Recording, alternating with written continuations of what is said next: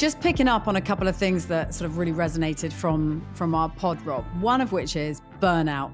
You know, everyone, like you rightly said, is super stressed in the world in which we live in today. And we're all on that trajectory. Some of us end up tipping over the edge and some of us just manage to pull back in time. What are your thoughts on burnout? It's obviously a big topic. I've never really fully hit rock bottom, but I've certainly had a couple of times along my life and career where I've really struggled, where I've just overloaded myself to the max and then gone through a period of almost, I wasn't able to detect it straight away, but noticing that my mood was off. I didn't want to see anyone. I wasn't really passionate about turning up to work, which were key signs that something was wrong. And that was around an Olympic Games I was involved with, and just constantly traveling, constantly working. So I guess I can relate to that myself. I can relate to managing, busy people that are just constantly spinning multiple things. I guess if we break down day-to-day life into kind of a few areas, right? We've got work. We're all doing something to keep busy. We've got family life. We've got what we do to maybe look after ourselves and keep fit, and then we've got kind of technology. And if we start on technology, I think it's such a beautiful thing, and it's what's allowing us to do this right now remotely and have a chat. And we've got every bit of knowledge on the internet. We've got ChatGPT giving the answers to everything, and we've got about 15 different modes of communication, whether it's X now and DMs coming from here and emails coming from 5 different accounts. So we're literally never switched off from technology. And what's even worse is a lot of these platforms like Snapchat or Instagram, they're just creating little addictive loops in our circuitry, little mini bumps in dopamine that is what allows us to keep going back and keep checking it. And we're in a queue for shopping and we open our Instagram, we have a look for 10 seconds, we put it down again, and then 10 seconds later we open it again. So I've been abroad for most of the last month. I went away with my wife and daughter and took a forced break from my phone. I logged out of social and I tried to take a step back from comms, just not only for myself, but just to be kind of a better dad and be present.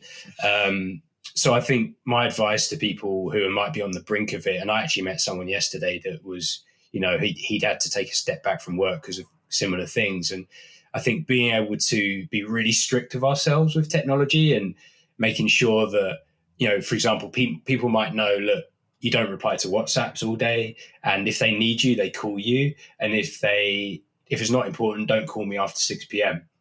And some really successful coaches I've worked with have really firm rules in that area where they say, look, this is how I work. And if you don't bother me outside of that, because that's their time to relax. And, I think that's a really great way to start.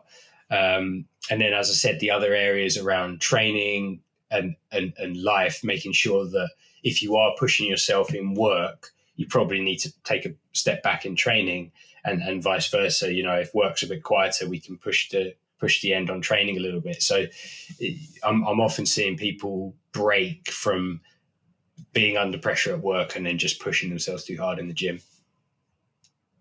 Do you have a few rules for life? When you first meet people, when you first start working with people, whether it be entertainers, CEOs, athletes, do you have some basic rules that you can apply for each and every one of those people that go across the board?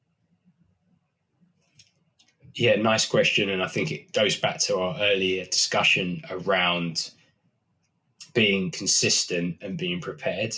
And ultimately, with a client, I'll give them some leeway if there was an excuse. If we've made a plan and they weren't able to commit, there could be a reason for that.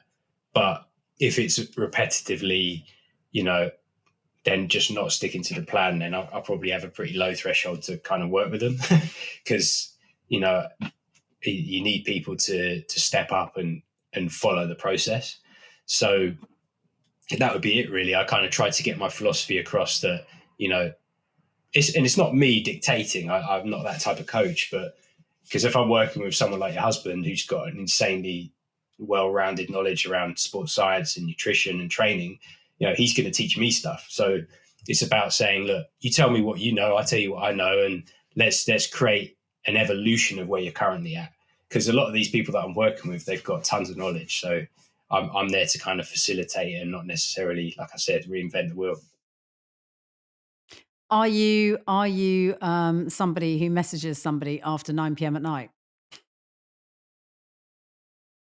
I should say no, shouldn't I? But yeah, unfortunately, that is my personality. That I don't message them, but I get messages because of my clientele, and I reply.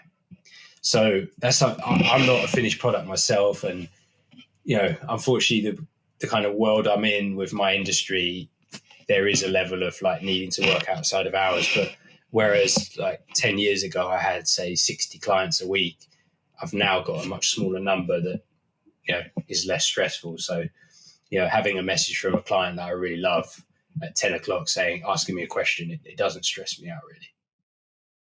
Just final question is this: you mentioned it there about the time clock and it ticking constantly for people 24/7. The circadian rhythm, how crucial is that in all of this? Yeah, so the circadian rhythm is really, really powerful for just keeping us in a regular sleep routine. And as I said before, sunlight or even unnatural light is very, very strong in terms of its influence on our system. So to create a take home from that, and it's not so easy these days, but ideally having light exposure first thing on waking, natural light, even if it is a little bit overcast, will have a good influence on your system. And it's almost setting an alarm clock or a countdown actually for melatonin production to happen 12 to 14 hours later. So if you lie in at the weekend because you had a really busy week and you lie until 10:30 in the morning, that might be well needed because you're cancelling off some sleep debt. However, if you're not seeing any light till 11 a.m., then you literally won't feel tired until probably midnight, 1 a.m. You won't be able to fall asleep at 9, 10 p.m. So I actually recommend clients not to lie in because it throws off your sleep schedule and then you end up sleeping in late the next day, etc. And then it comes to Monday and you're struggling to get up early. So try to keep your sleep wake time within an hour throughout the week. That's really good advice. I'm going to do that. Well, I don't actually get a choice because my 2-year-old and 7-year-old wake me up at 5:30 every morning. So I always see the sunlight first thing in the morning. Sometimes I feel like I can't make it to dusk, but that's a whole other thing. Great. Rob, thanks so much. It's been great to chat. Thank you. It's a pleasure. Thank you for having me.